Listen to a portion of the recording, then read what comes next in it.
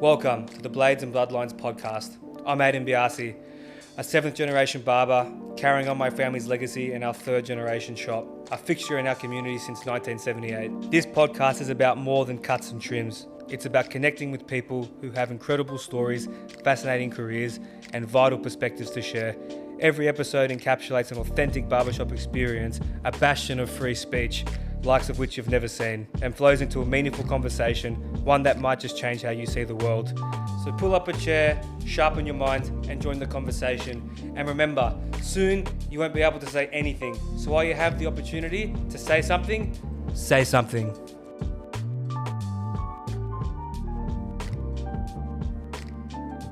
Mr. Vinny, our primary guest here today, a dietitian, and what are your accolades? So you got a diploma in being a dietitian, and what else comes with that?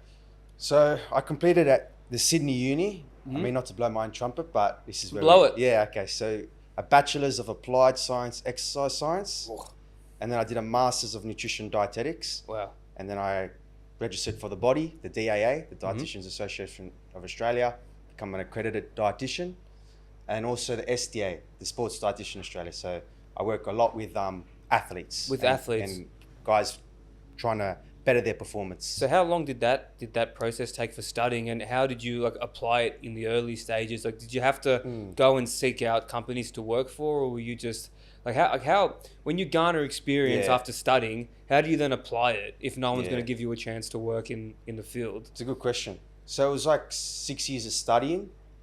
And during that, I was working as a waiter, I was working hospitality. So that was sort of my part-time income. And then, I was guess very fortunate. I got a chance. I got a chance out of uni. I met a guy, Christoph. Shout out Christoph.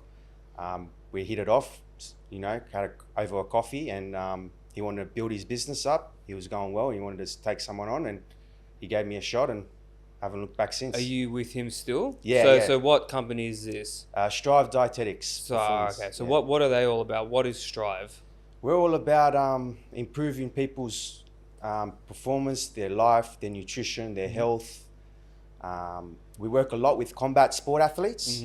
So that, of course, you know, fighting and competing in combat sport, it's no joke. It's very competitive, and people want to be the best, and it's good to have a good support network around them.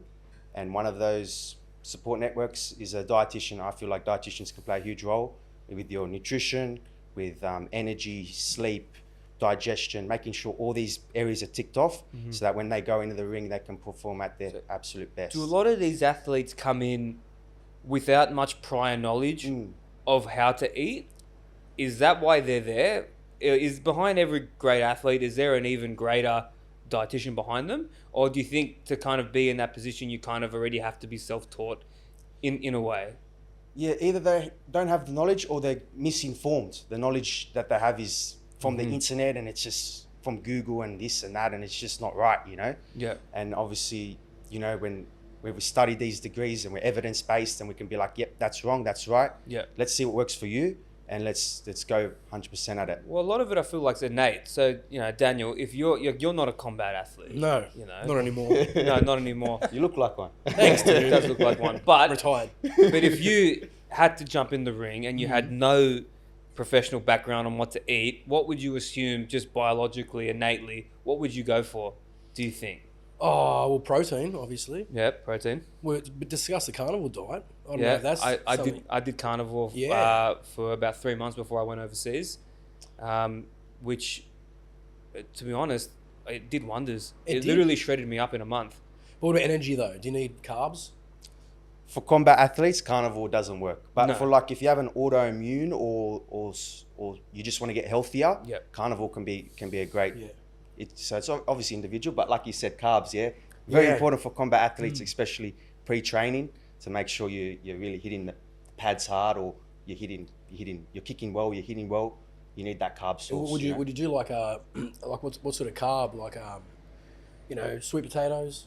Yeah, they're good. There's clean carbs, and then there's not clean carbs. So run us through the difference between clean, because when you think of clean, I think sweet potato. Yeah, they're good. I know Joe Rogan and what's his name? Period Renaissance, the bold fella, Israel, Dave Israel, Mike Israel. Yeah. I think they've both kind of spoken a little bit about how brown rice is a bit of a psyop. You know, what do you think about brown rice? Do you think that it has its place, or do you think they're right? It's not the best rice to have. I think it has its place. I think it has its place. Like anything in an extreme can be negative. Even like something that's really healthy, but if you have too much of it, it can be detrimental.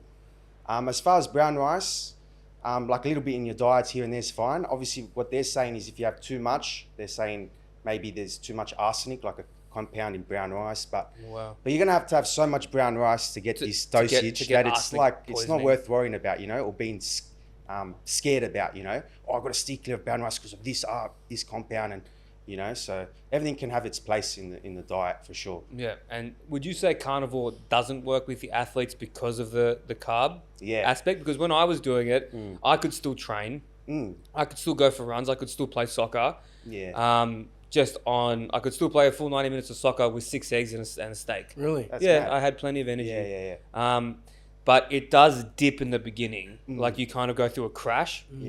Where you don't shit, you have no energy because your microbiome has to shift from loving fiber to loving meat, which is why I have to go back on it now, because I was in the US and Mexico for 5 weeks, and now I have a very poor body image again from eating all that bullshit. What's all the was it inflammation, isn't it? Inflammation. That's a big and one. Fluid. Yes, and well, that's why. What I want to know is from the perspective of bloating. So I feel like the majority of people that we meet now in day-to-day life are just chronically bloated all the time. So what is actually causing the bloating, do you think, in the majority of people?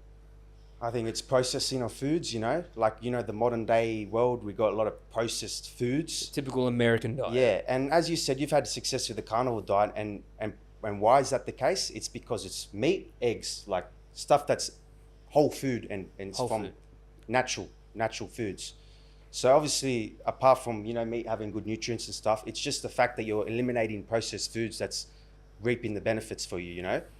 So I guess chronically bloating, I think that's a cause of the modern day diet and like the processed foods, you know. If you go back to what, you know, God gave us, you know, and you have it in that way, you know, fruits, vegetables, meats, fish, you know, you go back to that as your predominant source in your diet and stick with that, you know, you're not going to really go much wrong, you know. Well, you can't go backwards. I mean, but this is the thing. So where do you draw the line then with people that say, I won't eat red meat, but I'll be a pescatarian, or I'm just all out vegan, I'm all out vegetarian. So do you kind of see red when someone goes, hey, I want to reach my goals, but I don't want to eat meat? Do you feel like there is a place for veganism, vegetarianism, or you think it's just more of a political agenda? I never see red with anyone, but it depends on why they're doing it. You got to go to why. Is it because of they think it's healthier? Because if that's the reason, then maybe, you know, you're missing out on nutrients that are not in a vegan diet that you need in other sources. Well, bioavailability is not traditionally very high in plant foods, right? Yeah. Do you familiar with Paul Saladino? Paul Saladino, yeah. So he's the one that I think for me originally opened up the door to being anti-seed oils and stuff. Because before I didn't know much about seed oils, and then he really blew the lid off it. But he talks a lot about oxalates. So do you know what exactly are oxalates? Oxalates are compounds that inhibit the absorption of certain nutrients that are needed. Okay. Yeah. So do they cause inflammation then? Too much of it, they can inhibit nutrients that you need your body. So you could have enough of a nutrient in your diet, but because of these oxalates, it's inhibiting it, so you can't use it, or it's not absorbed in the body for you. So it's not bioavailable then? Yes, that you cannot function physically or physiologically. So do you think the whole like kale smoothie, spinach smoothie, is that a bit of a dead end? Like I think people take things obviously too far, you know, with certain things. As you said, with extremes, right? You shouldn't work in extremes. Yeah. And like, as we were saying, it's the reason why doing it. If someone wants to do vegan because they really love animals or something, and that's their reason for doing it, then we can work with that and be like, okay, let's try to make it an optimal diet for you. Even though it's vegan, let's optimize it. Or if it's carnivore, let's optimize it. Yeah. Whatever it is, let's optimize it for you. But it's also very important we establish why you're doing something. Because Okay. if it's not, there's no real reason why, Yeah. then why are you doing it, you know? Is it just because someone said it, or is it because you have a good reasoning for it, you know? Because then you stick to it. If you have a good reason why you're doing something, you're going to stick with it. Does it work for some people? Vegan, which diet? Well, either of them. I mean, veganism, Yeah. vegetarianism, when people say it works for me, yeah, it could be working, but I think a lot of people's problems are very asymptomatic. So if you were to put that person in the scanner, would you just see fucking inflammation, this and that? I think you probably would, you know? Well, you still got the wheat as well. Wheat? Oh, I'm a celiac. Can't have okay. wheat. That Yeah, causes a yeah. lot of inflammation. So, Yeah. you know, bread, pastas, It's good. sprayed stuff. Yeah. Is Well, there how far do you go? is there a correlation in your profession to the integrity of how food's grown to how it's broken down? So would you also be telling people, hey, like you got to stay away from glyphosate, you've got to be washing your fruits and that kind of thing? Or is there like no correlation? Because before you answer, Yeah. from Robert Kennedy's perspective, JFK's nephew was saying, in part, that a lot of the reason why people are celiacs is because the wheat, when it's grown, is sprayed with glyphosate. So the celiac reaction is reacting to glyphosate, not wheat. You know, is that kind of in your area of expertise, do you think? Well, that makes perfect sense because you know when people they say they go to Italy, they're celiac. They go to Italy and they eat the pasta there and they're fine. They're So why is that then? I think that's exactly what you said. The glyphosate situation. You know, the Western culture. Yeah.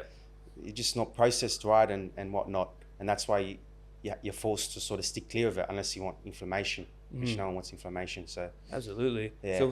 So do you have at Strive just a big pool of athletes that you work with that you're assigned to, or are you assigned to one in particular that you work with? So what is your day to day look like when you rock up to work? What's the first thing you do? So first thing I do is I'm thinking nutrition strategy. So I'm thinking, I'm fortunate enough to I work with over 30 clients. So I'm constantly looking which one to prioritize on what day, and if I need to get in touch with them, or what their plans should be, what their goal is, if I need to adjust something. I'm constantly doing the thinking, you know. So if you're doing it yourself, sometimes you can't be bothered for the thinking. But I'm the dietitian, so I'm looking after you. So it's on my job to do the thinking for you and making sure whatever we're doing is going to bring out the best in you, you know, nutrition wise. Okay. Yeah. Very interesting. Do you guys stick to it? Like, do you struggle? Because you got to maintain the person. It's not you having it. Yeah. So it's part of it. Yeah. Part of it is that, like, general support and like motivating and reminding them of their why and talking them through things and explaining why we're doing something. Like, I'm putting this in, not just putting in, tell them why we're putting something in. Yeah. Because if you know whys, you're more inclined to stick to something and to stick to it well, you know. If you're working with athletes, they already have the mindset, right? Most of them already do have They're a like mindset. workers. Yeah. You're gonna workers get to work. Well, I don't think anyone in your position would be like overweight anyway. Otherwise, you'd be like, "What the fuck are you talking about? Trying to tell me how to eat, and you're a fat cunt." Like, Yeah, you got to look the part as well. Yeah, actually, Absolutely. Christoph is big on that as well. He's like trying to make sure. He's always telling me to make sure I'm looking good and like hair and physique and stuff. He's always like really on me, but it's good, man. I train, so oh yeah, do you train combat sports as well? not so Or much. just lifting weights. Yeah, more lifting weights if I'm being honest. Bit of cardio, bit of kickboxing here and there, but mainly just the weights. Beautiful. So what, from your perspective, are most people in the general public doing wrong? Because you can't correlate normal average Joe just wants to be healthy to a professional Yeah, of athlete. course you got to. But there approach. are some fundamentals there that are a constant with all people. So what are most of them getting wrong?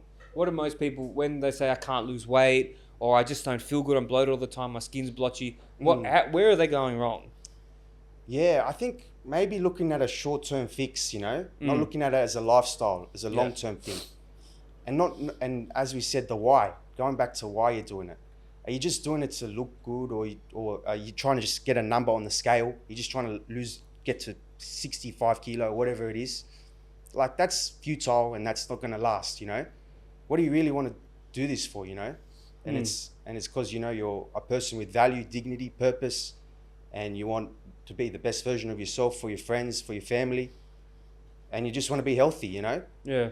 Well, Well, I've got a mate of mine that saw my success on carnivore, and then he goes, I'm going to do it too. I said, okay, good luck with that. Yeah. It's not an easy thing to do. No, Yeah, of course. It's extremely frustrating. I had to go through numerous family functions and everything where everyone's just eating whatever they want. My mum's made all these desserts, and she's like, "You eating any?" I said, "Like, no, I've got a goal. I've got to reduce this inflammation because I feel like shit all the time." Yeah.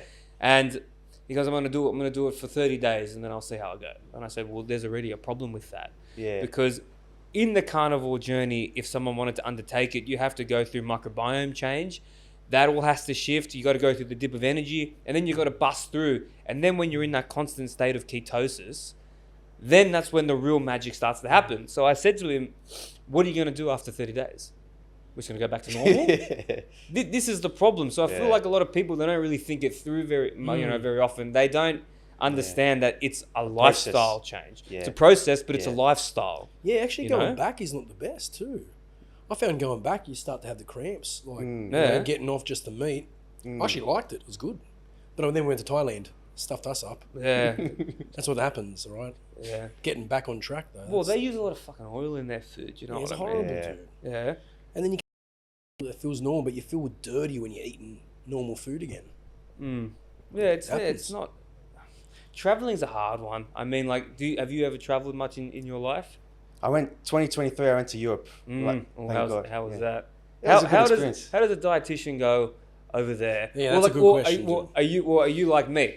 Yeah. Everywhere I go, I'm noticing haircuts left, right, and center. even my last guest, you know what I mean? Like, I was just, you know, the fade was good, but you can't help but think, you know, fuck, could I have done that a lot better? But that's just me. I'm always noticing haircuts around all the time. Yeah. So you're in Europe, and do you have your dietitian brain when you're there, or you switch off? I guess it's always on. It's always on. It's always on, but it's nothing that stops me from eating certain things and stuff. You know? Well, you're in fucking Europe. Like gelato, enjoy some gelato, enjoy some arancini, enjoy some whatever, you know, enjoy the culture, you know. Absolutely. So what places did you hit? Let's go just traveling and exploring now. Yeah, cool. How was that? Because this is a big part of every young man's life. When I first went when I was 19, it was a big thing. Yeah. To travel. Oh yeah. Travel, you taste and smells and it's different feelings. You get out of your Sydney bubble, you think this is just it, and then you get out there, you're like, wow, there's a whole different world out here. So different, you know, ways of living. How did it affect you? What was that profound effect that when you came back, how did it change you? Because it does change you. It's a proper thing, and it would have changed you. Think about it for a second. Yeah. Run me through it. When you went to Italy for the first time, went to Spain for the first time, how did that feel? I started thinking outside of myself a bit more. You know, I was in my own world, living in my own world.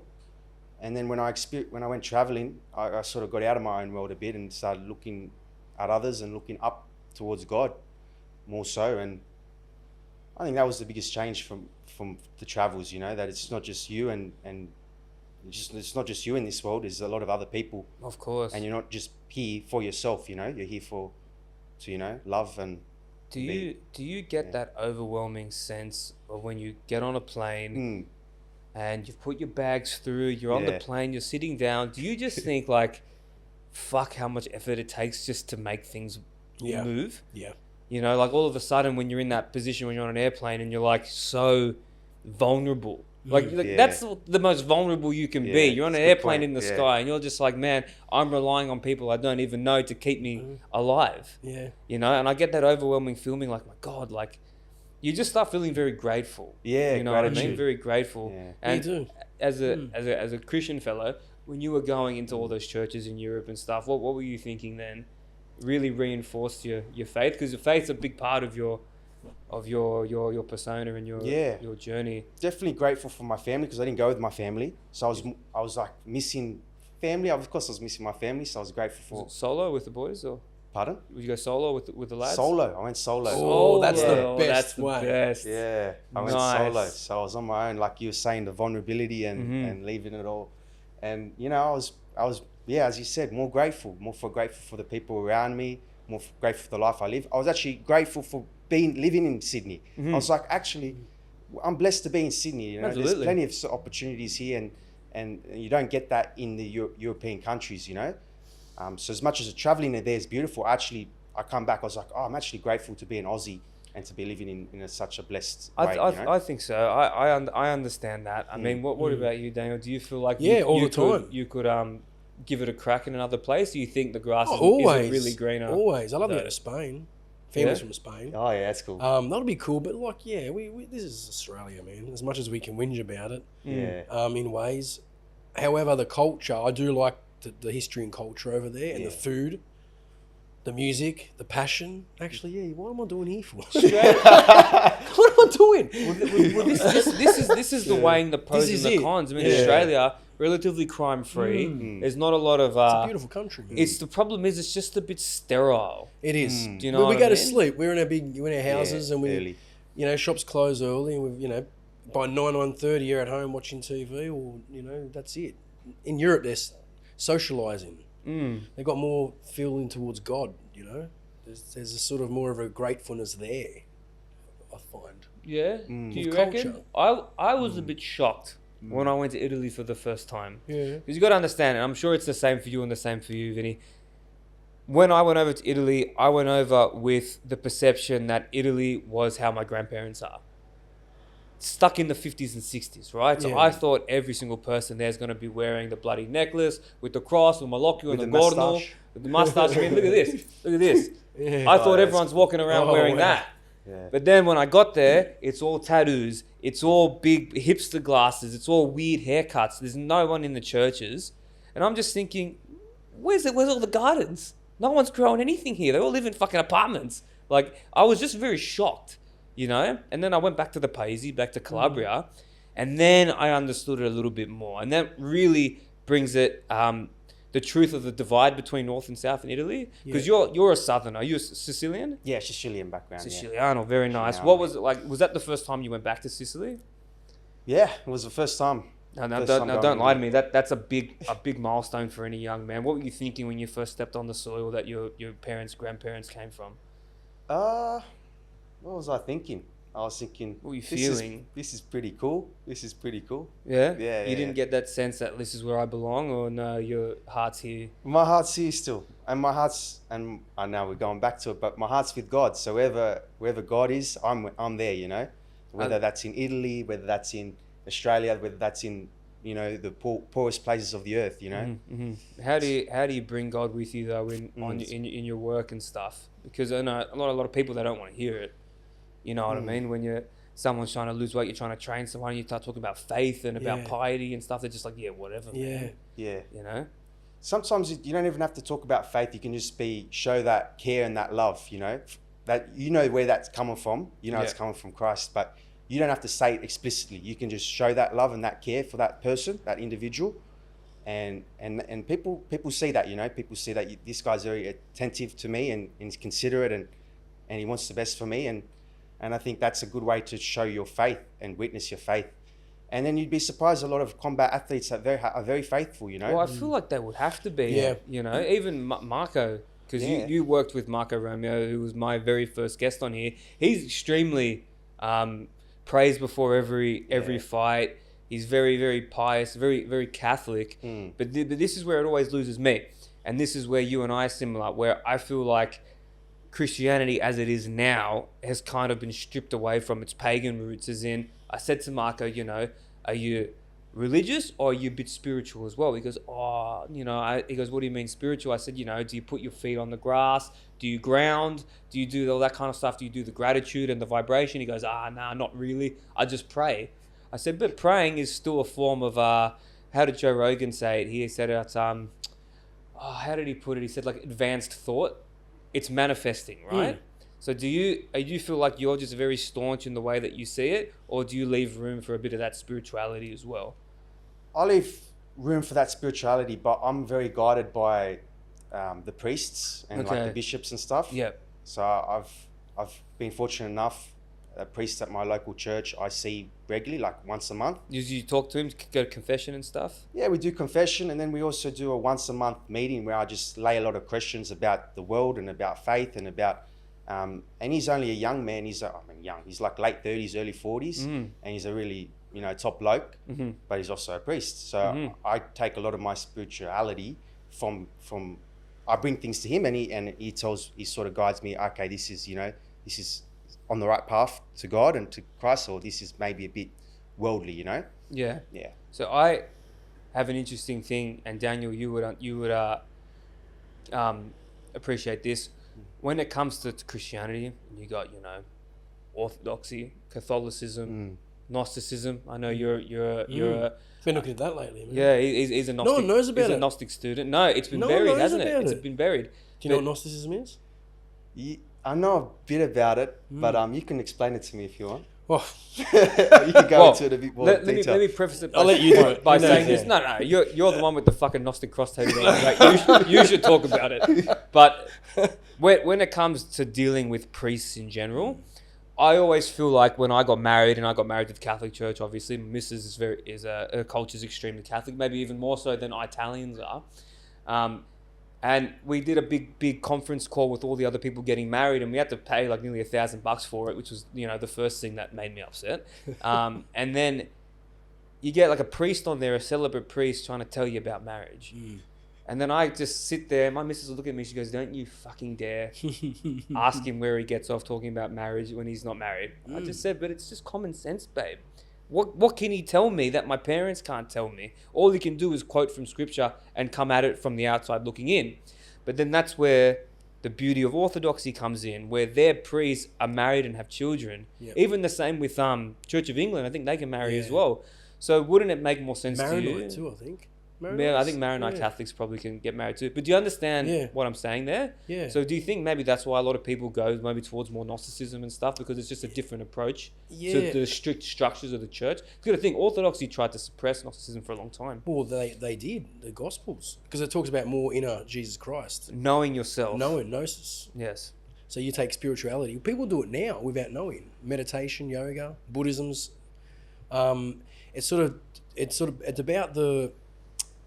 It's about living, releasing. How do you say?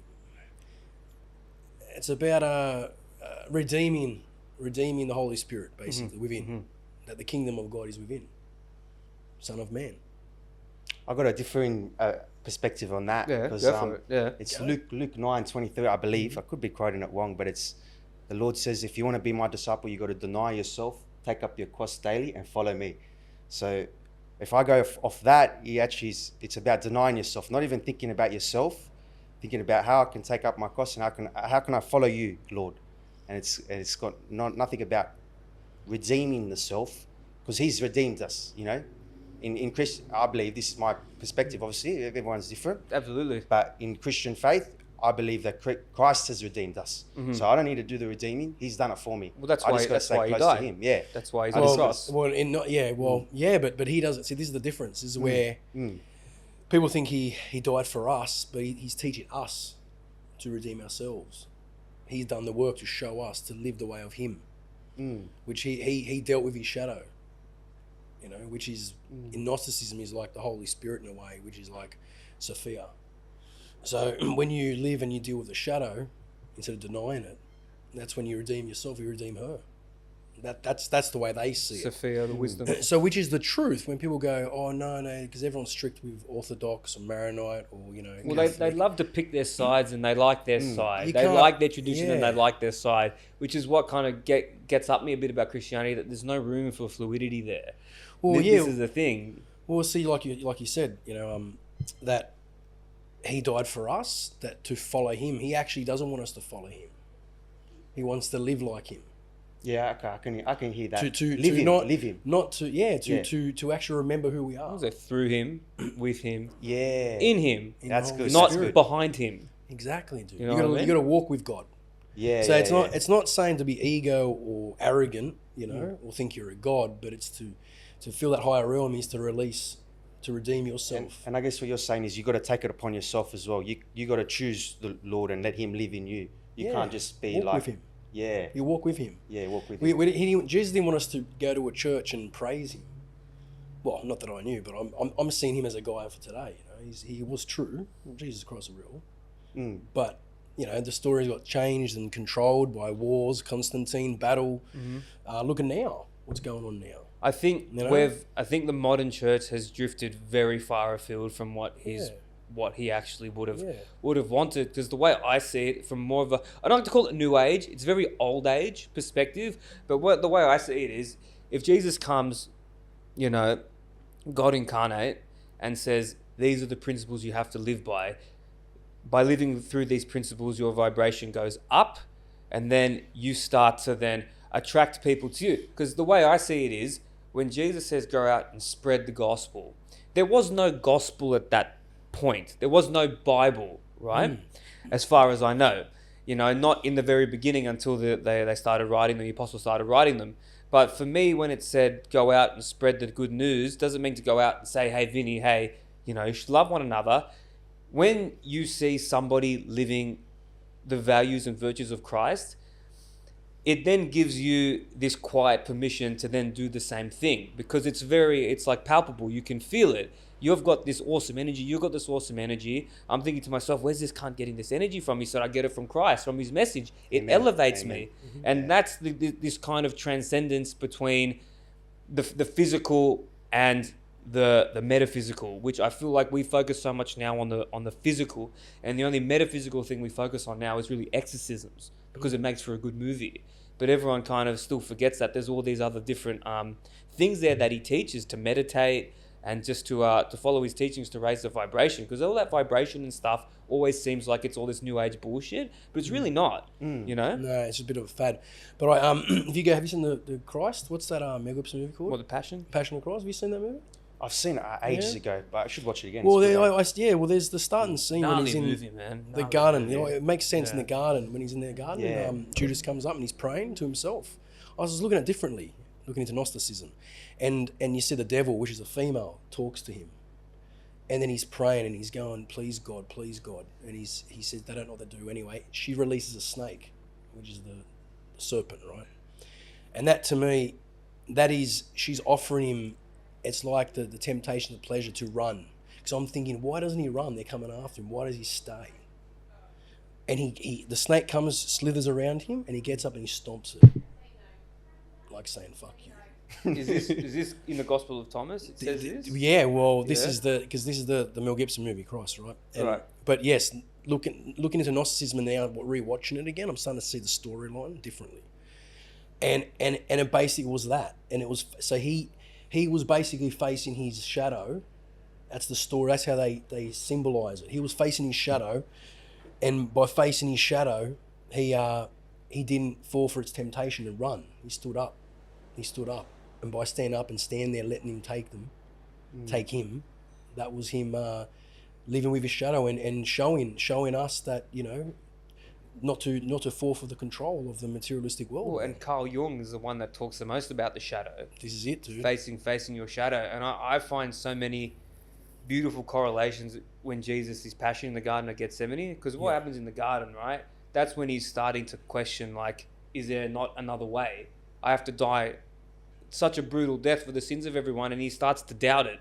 Is there any other bloody way? And to me, that can be brought back to our contemporary era, to saying, hey man, you got to trust the plan. You know what I mean? Yeah. You got to, what's in your control, what's out of your control.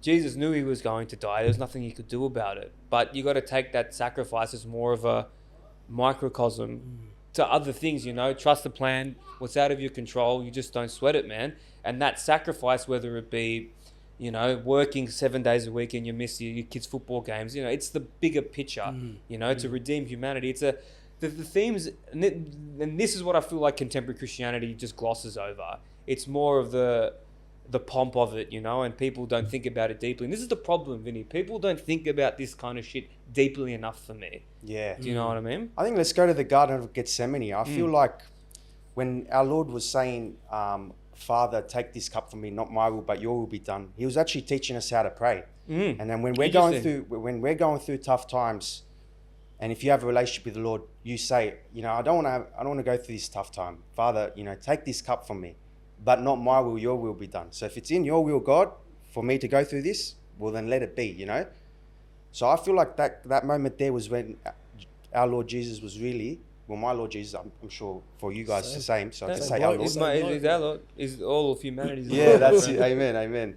I feel like that's when he was really showing us how to pray. Like he was willing, but he was saying he was teaching us how to pray. You know, it's your will for me to die for the sins of man, and may it go past.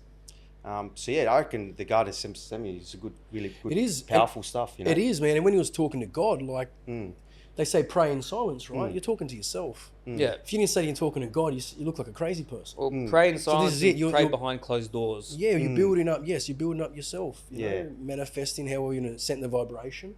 You know, find that second coming of Jesus, man. That's what I think it is. But yeah, man, it's a beautiful thing, dude. Yeah. This is why everyone's got a different story. You look at all the different religions. Yeah. Everyone's got their same outlook. You know, I just think he's just the man, really. Jesus. He was the king. He's dude. the man. He was the guy who fought all temptations, man. He just, you know, stood up. Well, they reckon that him fasting in the desert, Jesus fasting in the desert, and they said for 40 days he fasted in the desert. I think it was for 40 days, right? And then he was tempted by Satan and everything. He says, you know, jump off. If you're the Son of God, you'll save yourself, and this and that. But I was looking up a very interesting correlation that said that analogy of him fasting in the desert was not literal, but actually meant to be a metaphor for autophagy, which comes from fasting. You're familiar with the benefits of fasting? Yeah, yeah. But there's a lot of people that autophagy, disagree with fasting and say Yeah. that it's useless. So where from your background, how do you see fasting? Well, there's more of a secular answer, and then there's a spiritual. I know spiritually. Give us both. Hit us with double I barrels. like Double- that question, dude. That's Hit us good. with double barrels. Yeah, spiritually, wow, like you see so many people in the, you know, the benefits of fasting if you want to draw closer to God, and like you think, oh, without food for a number of days, you're going to be like so weak and fragile. I did it for 3 days. So you have a bit of experience yourself that you 3 think, days. yeah, and you think, oh, you're going to be absolutely, you're wasting away and this and that. But as you said, the autophagy, and if you're doing it for a purpose like praising God or thanking God or asking God for something, you're doing it with that purpose in mind, man. It's powerful stuff. It's very, very powerful. There's so much bullshit that your body has to eat through when you're fasting, right? And when you look at it from more of a pragmatic approach, think about it this way, right? So if your body has to go through all that bullshit, clear all that bullshit, that's why you don't fade away and die of hunger, because there's so much bullshit in here. But then when you bring it upstairs and you think, what does fasting do for you mentally? It clears your head. You really don't have time to think about, well, actually, no, you have time to think about everything. You sift through your life, because when all the blood is not in your stomach to digest everything, there's no glucose or fructose, and that's all gone. You're in pure ketosis now. You're eating the ketones of your own body. All of a sudden, I'm not eating food. I'm just having a bit of pinch of salt in water. So what do I put my energies into? You think about your own life. And it was in that period of time when I was doing that 3-day fast where I'm like, fuck, it's all coming into perspective now. And it's all just putting down the forky fat fuck. Like, it's not eating as much, you know? Cutting the gluttony out. Yeah, well, this is why you see man. America's in the Cutting state it's in because of gluttony. Yeah, I like every morning. I miss breakfast quite a few times. I just push myself out, but I like it because I sort of, in a weird, like to starve myself. It makes me feel grateful for food, you know. Yeah, Because I think everyone's got gluttony, dude. You wake up, everyone just eats for the sake of it. In car, eat for the sake of it. On the train, eat for the sake of it. You know, get home, just eat for the sake of it. Yeah, even if you had Huge lunch, thing, man. you had lunch at a late lunch at 4:30 just or dinner's eating. at 6 might as well. Yeah, I've done it sometimes. I've eaten for the sake of it, and you're bored. I hate it, dude. Bored, man. And I get tired, and my body trying to digest it, especially in the morning. I find lighter breakfast fasting. Do you recommend fasting to your? Sorry, I asked you the question. No, because that's a lot of practitioners don't. A don't? lot of them say fasting is fucking useless. Yeah, I guess it depends on the person. So if it's an athlete, a combat athlete, training twice a day, in morning and evening. Why'd you bother? Yeah, the fasting there's no place for it, you know. Unless it was Ramadan. Yeah. Well, that's when you've got faith comes into it. Yes, daggers. 2 or 3 years. Well, then you adjust accordingly, you know. If it's certain fasting periods, if it's spiritual fast, if someone has a spiritual fast for whatever reason, we work, like I'd work with it. But if it's just for like getting the best out of your performance, then maybe not. But then, as you said, the general population, like someone that's not training a lot, then it can have its place for sure. Yeah. It reverses things too, doesn't it? Well, that's what all they say autophagy is, but you can reach autophagy in a lot of different ways as well. There's a good Christian Yardenhoff is his name. He's on a podcast all the time called Tinfoil Hat, where he breaks a lot of these kind of molds we have about fasting and that. And also he had a very interesting one, which might be right up your alley, is he had a very interesting take about the ice baths. How that's become a real fad of recent times. So he said, and Paul Saladino and a few other guys have touched on this as well, and you could touch on it from your background.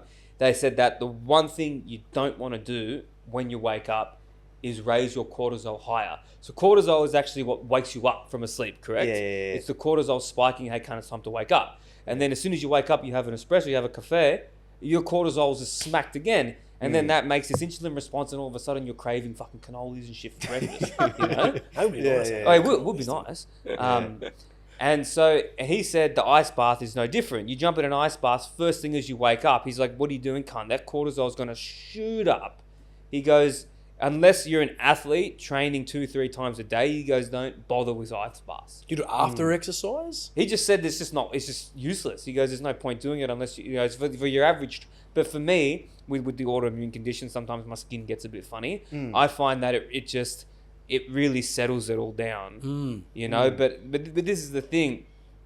A lot of this knowledge just gets so convoluted in opinion. Yeah, right? so much opinion. Yeah. So how do you then sift through what's real and what's not? And then give my opinion to see. And give your opinion, exactly. Might be wrong as well. But you're not a fucking influencer, so you're not trying to influence our marketing choices. You're just doing it from a pure passion. So in saying that, we talk about influencers now. What do you see on Instagram? What do you open up on Instagram and you say, fucking this guy again trying to talk up eating cat's balls, like, you know, And he's juiced up. yeah, and he's juiced up, you know, the natty all my life, and his shoulders are this fucking big. You On know? liver. What do you mean? This is good. This is good back acne. This is fine. This is good back acne. Yeah, that's you know? right. Yeah. How do you sift through that? What do you see the most on social? You think, fuck, this cunt knows nothing. I try to stay clear of it, to be honest, because I know there is a lot of that. There's a lot of if that. you get yourself worked up, be like, this is wrong. This is. So I just sort of try to steer clear of it, and then if people come with me to stuff, try to correct them in a way that's, you know, gentle and gonna bring them onto a path that's proper, you know, not just a fad, you know, that's a 10-minute fix, you know what I mean? But going back to the ice bath thing, I mean, I don't do ice baths. I think I've maybe done once or something, and it does actually, you feel like mad after it. You do feel good after it. You feel invigorated. You feel hard. You know, and I think it's not. It might be to do with the ice bath, but I also think it's because you're putting your body into something you're not really looking forward to.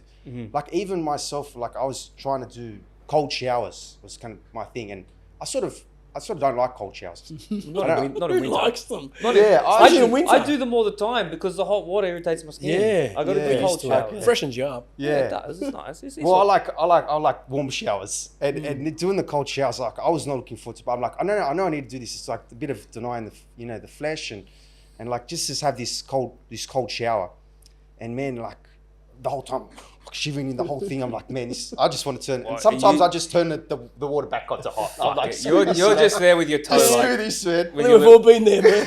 You been there, Nick? I mean, Nick's been there. He's there with his toe, like, nah. I'm like, I'm feeling it. Nah, fuck that. No, what you got to do is you got to put it hot, and then halfway through you got to turn it cold. So I had this shower I used to live that literally the fucking taps, the handles were so on point. If you turned it like half a fucking millimeter, it would change it. So you could find like the shower's G spot. It was so good. You could find the perfect temperature. It was the best. I'll be like the cold, and I'll just go. Yeah, I like that as well. Box breathing. Yeah. That defeats the purpose. So you're supposed to get in that cold shower. You're meant to let it hit your third eye and hit your chest. Yeah. And then you're meant to box breathe through it. So you got to do like fucking 4 seconds, 4 seconds, 4 seconds. But it's so hard to do because you're too busy fucking like stepping on fucking air. 100%. Yeah. But then you just cold wash your balls. What do you think? Fuck, it's too cold, you know? That's right. And then, but when you actually do it, you feel the best after it. Oh, After you that, do. it's a process, and does. it's like oh, it's cold, and I don't want to do it. I prefer just. But Then then there's when the you next actually day. do it, you feel like on top of the world, and there's a reason for that, And it might not be the cold water in itself, but it's just the fact that you pushed yourself out of your comfort zone, and then you walk out of it. I did it, and then you just I don't know. I think it's Does wake the you up. hormonal, wake Wakes you up, and it's maybe hormonal too, like Yeah. you said. Yeah, but people that want to do ice baths, a word of warning. I went to do it once before work. Yeah. So I impulse bought this ice bath thing that was on sale, right? And when I don't know where it is, wasting away somewhere. Yeah, impulse boy. It did. It was on fucking sale. It was fucking Black Friday or some Friday, coloured Friday, and it was like, all right. So my sister bought one, and she had it at home. She goes, it keeps it cold. It didn't keep shit cold. So then I bought one as well, and then blew it up and everything, and it's sitting there, right? So, all right, I filled it up with the hose. I bought a bag of ice from the server. This is all before work, so I'm probably doing this from 6 o'clock onwards. So then I put the ice into the hose water. It melted straight away. Straight away, you need like 3 bags. So I had to buy 4 bags, lug them all the way up from the servo up to my place up where I used to live up the road there. And then I probably only got maybe 5 minutes of proper cold, which is all you really need. But then it went away. And by this time, I'm going to be working in 13 minutes. Yeah, it's a lot of it's lots of process. So I'm like, who the fuck has time to do this? Yeah. You know what I mean? And then that's why, there's all these cool businesses that have like these ice bars. You pay a premium and you just go have ice bars. Well, the whenever you fridges, want. man. The best way to get a freezer, big freezer, fill it up and keep it on. Yeah. That's what people do. Yeah. Or an ice machine. Or an ice machine. Oh, who the fuck? It's a lot of work, Who has man. the time Or for just get a pool and jump in winter. That's it. Yeah, well, You got the beach. Oh, the beach. Yeah, well, the beach. Well, during COVID, we used to do that. Yeah. Because we were working from home during COVID. Yeah. So, well, that reminds me, what were you doing during COVID as well? How could you give advice? And Nick, we're going to cut this bit out. So talk as if I'm him in the toilet. I love him. He's used to it now. So what was COVID like for you as someone that had to be in the gym? Wait a sec, someone's got to sit there, dude. No, the camera will be on him. Go, Vinny, talk. What would COVID be? It's What weird were you talking doing to in an empty COVID? chair, eh? Do you want me to sit there? Go, Nick. You look at Nick. Talk to Nick. It's too hard, dude. He's going to talk to. So what would you do during COVID? Yeah, so I mean, psychologically, I've completely lost today. Lucky, hopefully we don't put this on. I've just completely lost it. I don't even know what the Saying, question we is. should put this on. This is part of it. Ask him the same question. Yeah, ask. What was did the it, what question? was it? What did he do during COVID? Like nutrition wise, what did Oh, you do? So yeah, what we're doing? People were what were you drinking and doing during smoking. COVID? People watching TV. Fuck, keep Yeah. this shit on, man. Yeah, we can leave it in there. Aidan, we're keeping it on. Go, Tinky. Make sure you wash your hands. Completely lost it. Like I'm not really in the conversation at all. Oh, we haven't answered. We're having some fun. You have to We're repeat having the some fun. conversation, He the lost his question. thought. We're having some fun. He couldn't focus on no one was sitting there. So go, It's just like I completely had no idea. what I that's was funny, saying. dude. You have a good piss yard? She'll keep I that, was dude. like, That's funny. I was like psychologically, and I was just like, I don't know what You I'm lost saying. him. No, during COVID, you asked him. Yeah. All independent. Well, that's a good question, though. Like during COVID, people were drinking, eating crap. Yeah. Half of us were doing, a lot of us, I know, I was eating healthier, actually, going outside walking. Yeah. Most people got the gluttony of watching TV and gambling and just drinking. It was Yeah, delivered how to the is door. it that Yeah, people wow. can like, That was horrible. like they just went headfirst into vices, right? You know? And bad food, like delivery and just alcohol. So what did you do? I had a pull-up bar actually at my home. I had a pull-up, like a big steel bar, Nice. and I'd be doing pull-ups like a boss. But like I was Just how many, like 100 a day? I don't know how many I 10 did. every half an I don't know how hour. many I did. You can do 100 like that easy. Well, you could, yeah. What else are you going to do in lockdown? Take my shirt off and be like, just doing pull-ups. So much This is fun. like old school, you know, old so school much- way. of Rocky doing- Balboa, mate. Yeah, that's it. There's so Rocky much porn Balboa. you can watch, eh? Oh, that's so much. Who doesn't love Rocky, mate? Yeah. It's probably before your generation. Actually, before your generation. I know Rocky though. He's in Rocky's his cool. 40s, man. yeah. 40s, mate. You look young. Younger than 40 anyway. Yeah, I don't eat gluten. Seriously. That's what it is, isn't it? Eat healthy, right? That's it. And that's another way, Yeah. aging as well. Like people were trying all these creams for aging. What do you do? Like, what do you recommend nutrition for people to stay looking young? Because I do look at 30-year-olds sometimes and even for me, they look horrible. Old. I don't know if it's stress. But it's more than just a superficial thing, looking young. Like, you want to feel young too. True, and that makes you look young. Like my knees hurt way more than a 28-year-old's knees Yeah. should hurt. You know what I mean? But like, fuck. But I don't know. What is that a part of your your training there, do you think? Or not really? Just give us something, mate. He's qualified. Teach us how to look young. 6 years of University of Sydney. Yeah. Oh, was it University of Sydney? Yeah. That's fucking Hogwarts, man. You know? So, Yeah. what does 6 years at University of Sydney teach us about anti-aging? Anti-aging. I mean, I think we've already sort of touched on in this podcast. You know, keeping it simple, keeping it natural, keeping it as natural as possible, and whole foods based, and you know, drinking a lot of water. I think that's an underrated thing. That's probably very easy to say, but I don't know how many people are doing it. But I drinking enough water a day, you know. there's so many layers to it, Daniel and Vinny. Like, Yeah. I've heard like bottled water is already stripped of its minerals. So Yeah. you've got to be It's a putting quality. mineral salts in it. Yeah, but then yeah. drinking from plastic bottles, they reckon the average person when they die has so much microplastics in their brain. But the last time I carried around a fucking glass water bowl, I dropped it and it broke. So I never carried one around again. You got the filter system in. Yeah, in my there. house has reverse osmosis. You can drink from the shower if you want. Yeah, that's mad. So that's And the I best. do. Yeah, yeah. Why not? Drinking the water. That's the best Having a way. shower, I'm thirsty. Yeah, Fuck, yeah, happens, that's happens, right. Man. Yeah, You man. know? You just get up in the middle of the night and just go into the bathroom and just under the I sink. do that anyway. Remember when you were younger? The outside tap, out the hose. You Yeah. could not pay me to drink the fucking worst. unfiltered tap water now, man. Like, Especially out of God, a no hose. way. Yuck. Yeah. But did your grandparents, like, did you grow up? Did they have a garden? Yeah. Were they the proper have the garden and everything? Proper. Yeah, my nonno Vince has a beautiful. It's his namesake. It is actually.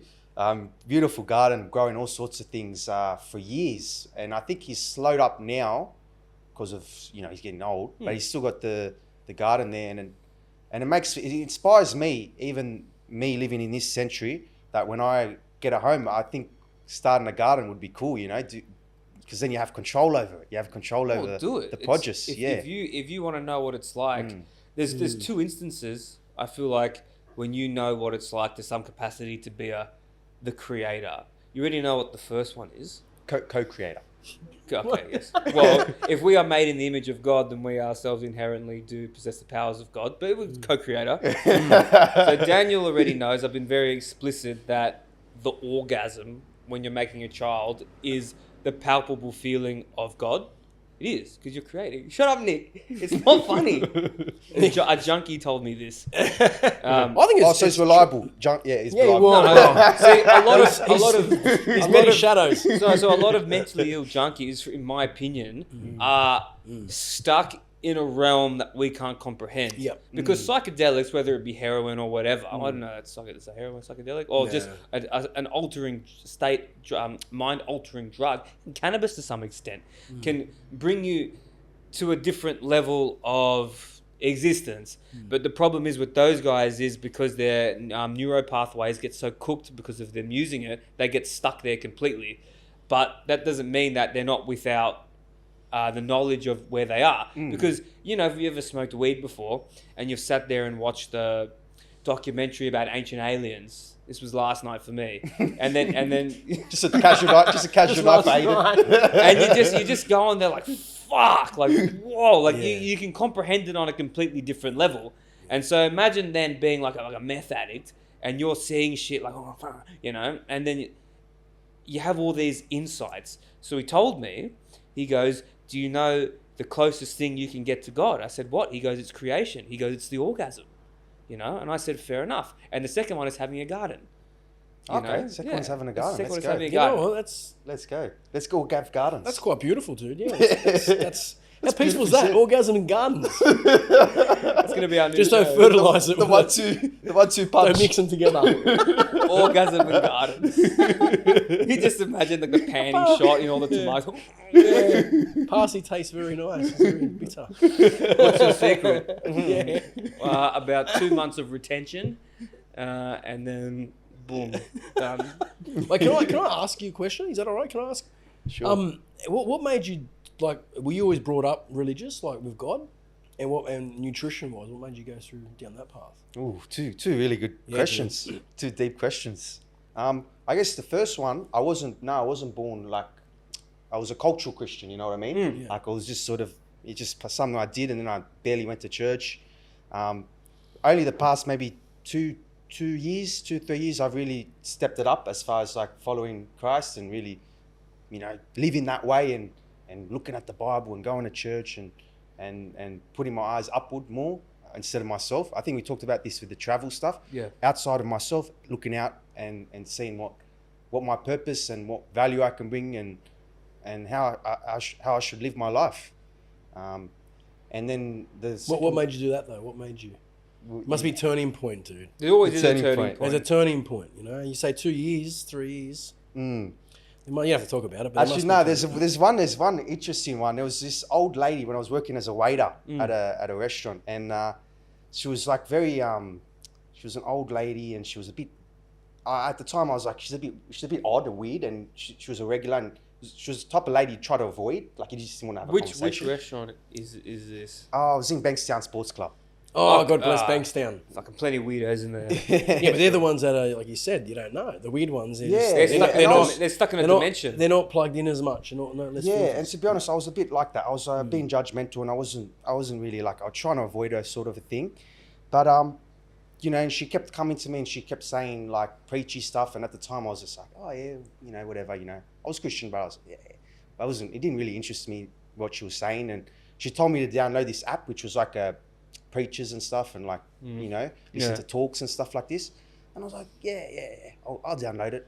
But I never downloaded it. Like every time I saw it, I just like, just to sort of get off my case. But then one time she was telling me about her knee and how bad her knee was. And I was like, I recommend this supplement and it will help.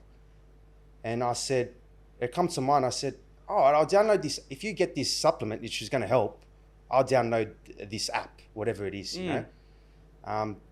because I thought it would help her. And I was like, let's just download this app. Because every time she said, did you download it? Did you download it? You feel like a dick if so I was like, I okay. forgot for the 4th week in a row.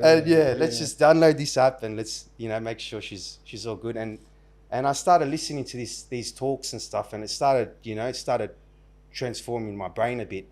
And then I opened up my Bible. I hadn't looked at my Bible in like years. Started opening my Bible again. Started praying again. I sort of I was barely praying, to be honest. I feel like I was barely praying. Maybe now I pray daily. Daily, bro, nice. More than daily, bro. I reckon I'm praying every hour. Like I'm always talking to God now. But at the time I wasn't. And it was just this odd lady. I guess the turning point was this odd lady coming to me and really sort of giving me a message that sort of stayed with me. And then I reckon that was sort of my kick-starting. Bit weird, eh? No, weird, man. That's an outside source would sort of, Well, yeah, but you giving her advice and you accepted, okay, I'll listen to you now. That's what did the turning point, dude. Yeah. Well, the way you have to It's quite beautiful, isn't it? You're kind of beautiful, yeah. Well, the way you got to treat it is even the downtrodden on the street begging for money. The way I see it is, imagine if that woman or that fella on the street was Jesus incarnate trying to give you a message. That's well said. And you just ignored it. You know what I mean? We don't listen to them, man. No. A lot of people don't listen to them. There's signs everywhere, dude. There are signs everywhere. There's signs to go back to your faith. Remember when I called you, Daniel? And I'd gone to see Pran. Pran is a gastroenterologist we've had on the podcast before. He's a very enlightened fellow. He's a massive Gnostic as well. So he had done a scan of my liver where my autoimmune disease is, and he said, hey, we found a tumor, a cyst. I'm like, he goes, I've got a very pressing concern that this might be a cholangiocarcinoma, which is a cancer of the bile ducts. And I was like, fuck. All right, so I've gone all the way out to Castle Hill. This is only like 2 months ago, like before I went away, like 10 weeks ago. And I'm like, oh, fuck me. And it's at this point where I'm just kind of like driving home on my own. Got a podcast, so I'm not really listening to it. I'm just kind of like, I almost don't care anymore. Do you know what I mean? Because every time I go to my specialist, it's always transplants, this and that. And I'm just like, man, I don't care anymore. Fucking whatever happens, bro. It doesn't, I don't know, what difference is it going to make getting scared? So then I came back to work and my sister's sitting there next to me. And we're just sitting there and she's like, how's your head? Where you at with all this? Because I'm kind of there. I'm just kind of just staring into space. I'm just not really present. I'm just staring into space. And this Fijian lady walks up with a little wheelie trolley behind her. And my uncle that works here has a few of those ladies. He does their afros for them. And I thought she wanted my uncle. So she stopped. We were sitting on the 2 chairs outside, me and her just chilling, and the Fijian lady comes up and she's looking in the shop, and I said, my uncle will be 2 seconds. Are you after a haircut? And she's like, oh, no, I'm not after a haircut. And then she just says out of nowhere, do you believe in Jesus? I said, well, yeah, of course I do. Like, absolutely. And then she wants to know, well, no, then she said to me, well, I just wanted to tell you that he loves you and he's watching you. And this is literally 5 minutes after I came back home from the doctor's office hearing that I might have cancer, which, thank God, the tumour turned out to be benign. It was nothing, but the risk is still very high. And it was in this moment where this lady said, just want you to let you know that he loves you. And then she just kind of walks off the street. And I looked at my sister, I'm like, what the fuck was that?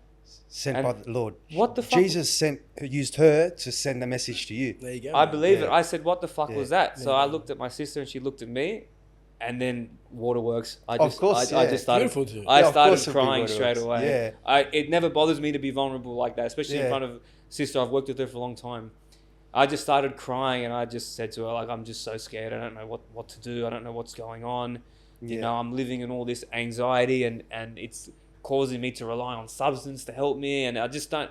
But then when she came past and said that, I just said, you know what, man, just keep fighting the good fight. Keep fucking doing what you can do. You can't do any more than that. I'm really doing the diet. I've already got the good people around me where, sometimes I come in here and look around and I said, look what you've created, dickhead. Like, you know what I mean? You're really taken this problem and really turned it into creativity, Yeah. That's all you needed at that time. All you needed was to know that you were loved by God and by Jesus. When you got that message, that was it for you. Like, you knew everything else would sort itself out. I knew that presence was there. Yeah. She didn't have to come up and tell you that. She just she literally just walked up the fucking road. Beautiful, man. And just said that as if she could sense that there was like some pressing sadness in me. Do you know what I mean? Yeah. It was very interesting. I don't know if you guys have ever had an experience like that. No, not like that. It was quite beautiful, man. I've had a few, but not. Go on. Oh, I got to remember them, dude. Give us about 5-10 minutes to think about next it. one. No, I haven't. Not like that though. Not like that. That's quite beautiful. That one. But I could not even exaggerate that. It happened just like that. And if I actually had to look back and see were there any other moments like that, I can't really think of. I don't know, Vinny. Have you ever had a? Well, it's weird how you say, like, if it comes from people around you, it doesn't really land. But if it comes from a complete stranger, it sort of lands more. Yeah. It's like, why is she saying it? Like, this is something a bit surreal, supernatural. Maybe it's not even her saying it. Maybe it's a message, divine message. She could be a conduit. But you know how those Pacific Islander ladies have that real intense maternal presence about them. When I was on the airplane flying to the US to see my in-laws when my son Adonis was 6 months old, I was stressing that on the plane we're going to get some dickhead next to me and he's going to be all shitty because our kid's crying. Because the last time I flew on a plane and went overseas on my own, I was sat next to a dude that was in the aisle seat that was wearing a Queensland Maroons jersey. So that'll tell you all he has to say about him. He's a fucking bogan. Just like, fuck me, right? Every time you got to get up and do a piece of... Yeah, I know. Like a cattle dog. So real shit cunt. So anyway, I'm thinking like, all right, fuck it. I don't want to be sat next to someone that doesn't like kids, whatever. So we're at the very front. My wife at the window. Son in the middle. Then there's me. And then the seat next to me, because this was like a four... No. The one, it was on where the leg space is at the front. So then the aisle next to us. Yeah. And there was someone next to me, I think, as well. I can't remember. But anyway, the people next to us was a family of 4 Fijian girls. And they were just obsessed with Adonis. They're like, oh, if you need to sleep or you need to go to the bathroom, you just give him to us and we'll hold him. And I did exactly that. And they could not get enough of him. And I just said, thank you. Yeah. Thank you. It was the most beautiful thing ever. You know what I mean? Yeah. It was really nice. The Pacific Islanders, they're beautiful. I like the way they do their faith, Yeah, they do. Very family, very loving. So Adonis is your son, yeah? My oldest son is Adonis, and my younger son Odysseus is 9 months. Cool names, awesome. Yeah, cool names, cool kids, man. Ancient Greek names, yeah. Yeah. They're going to be warriors in the faith and warriors in life. Well, if you've been following my Instagram, Adonis is doing dead hangs now. Oh, let's go. And he's fucking 2.5. I saw him in the weights. He's like hectic, man. He's like, I said, don't you want to go to the pool? You want to go to the pool? And he associates our downstairs area with the pool. Because that's where the gym is, that's where the bar is, and that's where the pool is. So he goes into the gym and just starts like fucking jumping on the Bosu ball. And then he'll go to the Smith machine and he'll hang from it. And I'll be like, hang. I'll be like, say hoorah. He'll be like, hoorah. Like that. It's like awesome. He was conceived with great force too. Yeah, so if you go back to our anthology of podcasts, I was very explicit in making him. Oh, okay. Well, then, that's why. That's why. Pure focus. Focus. Yeah. Because the junkie told me, he goes, if you're at that moment when you're about to... The junkie said this. Crazy Simon told me that when you're on the verge of conceiving and you're about to be wrapped in that fuzzy feeling that God, the orgasm, he goes, if you start putting into your mind thoughts about, your neighbor's daughter or a past girlfriend, he goes, that's what's going to make your kid fucked up. Yeah. He said, that's what's going to give it disabilities. That's what's going to make it, it's what's going to have some kind of thing wrong with it because it wasn't conceived with pure thought. I know for a lot of people that's probably not true because they've probably got great kids and were thinking the whole time about their ex-girlfriend, but whatever. but for me, it was like, I remember I said, I am God, and bang. And I got Adonis and Odysseus, and he's doing dead hangs at 2.5. So it works, man. Yeah, well, I understand like pure thoughts and stuff, like thinking about your partner, making love. I think that makes sense. Like, I mean, the junkie might not be too far off the mark. No, well, in that 6 seconds, I was thinking about... He's got a name. His name's Tom. My name's Tom. Who's that? The junkie. No, he's Crazy Simon. Oh, Crazy Simon. They call him Simon. His name's Simon. Simon. So call him Crazy Simon. He's Tongan guy. He grew up with my dad. Oh, okay. Actually, grew up behind my dad, in the street behind my dad. And he's nuts, this guy, right? But he's got a very sad backstory. So he had a twin brother. He was very close with his twin brother. This was probably back in the 80s or 90s, right? And his twin brother, they were swimming at DY Beach, and he got caught in a rip or something, hit the rocks, and then died. And then his body floated all the way around. They found it at North Curly, which is the next beach over the mount. So that messed him up, and I think from then on he just became nuts. So he started doing drugs and stuff, and he always used to come past here and go, "Hey, Tony, blah, blah." He used to always go like that. And then when COVID was starting, I gave him these signs that I made myself saying repent. And he went out in the middle of the road and started doing this. So he was like a conduit for all of my crazy ideas. Nice. The things that you can do with a junkie is so funny. So, but he himself was actually a very enlightened dude. He had his issues, but you could actually have decent conversations with him more so than I could have with your average fluoride guy on the street. That is just like, footy, alcohol, he just suffered. Gambling. He was just a tortured soul, right? Yeah. But in a real funny way. He was a real funny dude. Got to get him on the podcast. I was going to say, where is he? Is he still around? I think. Well, he was in prison, and then he got deported. And now I think my dad's seen him in DY. Oh, okay, so he's around. We can let's go find him. We don't want him to come around. Let's go redeem him. Let's get redemption from him. But anyway, like, he used to do all these stupid things. Like he used to ride around Manly Corso on a bike completely naked and all that kind of shit. Like he just fucking, like it's just funny shit, man. He needs a nutritionist. Yeah. Well, apparently, yeah. Well, we all need a good nutritionist. But in saying that, in closing, Vinny, what lasting legacy? Well, we've touched on a lot of things here, haven't we? Well, but what lasting legacy in terms of Vinny, the man from out west, the nutritionist, the man of God, the dietitian? What's next for you? What does the future hold? Where do you want to go from here? Because this could be the start of a beautiful friendship. I want to see what the future holds for you. What do you think it holds for you? Just stay close to Jesus. Honestly, that's it. If he's taken me where I am at the moment, it's by his grace and it's through him. He's been holding my hand, especially these last 2 years. Throughout my whole life, but I know for sure he's definitely helped me in every aspect of my life. So I guess my legacy is to stay close to him. That's it. Fantastic. Yeah. Any closing remarks, Dan? No, it was beautiful, man. You've nailed it. That's poetic. Yeah, finish that, man. That's excellent. To say. Nick, cut it.